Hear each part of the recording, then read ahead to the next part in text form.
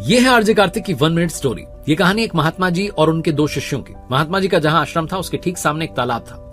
एक दिन महात्मा जी सुबह सुबह वहां भ्रमण पर निकले हुए थे तो उन्होंने देखा कि एक बगुला मछली को खाने का प्रयास कर रहा है। महात्मा जी ने बगुले को उड़ा दिया। कुछ दिनों बाद महात्मा जी की मृत्यु हो गई और महात्मा जी को नरक मिला। उन्होंने अपने पहले शिष्य के स्वप्न में दर्शन देकर के कहा कि बेटा बगुला मत उड़ाना, मुझे तो नरक मिला है। कुछ दिन के बाद पहले शिष्य के सामने भी वही घटना घटी। उसने अब की बार बगुले को नहीं उड़ाया। कुछ दिन बाद उसकी मृत्यु हो गई और उसे भी नरक मिला।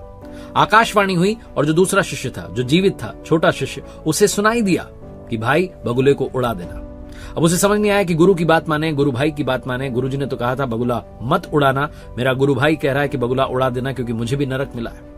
उसने भगवान से प्रार्थना की, हाथ जोड़ करके कहा कि प्रभु मुझे तो बगुले में भी आप दिखते हो, मछली में भी आप दिखते हो, आपकी लीला आप ही जानो। प्रतिदिन यही प्रार्थना करता रहा, नाम जप करता रहा और जब मृत्यु हुई तो उसे स्वर्ग मिला।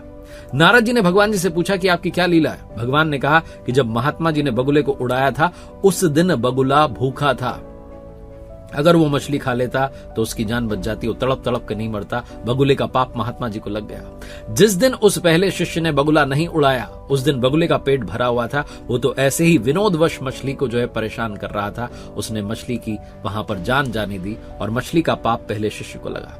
दूसरे वाले ने सब कुछ मुझ पर छोड़ दिया और सब कुछ मैंने संभाल लिया। कहानी का सार यह है कि जाही विधि राखे राम ताही विधि रहिए। प्रभु की लीला प्रभु जानते हैं। अपनी ओर से अच्छे काम करते चलिए, प्रभु के चरणों में मन लगा करके नाम जप करते रहिए। जो होना होगा वो संभाल लेंगे।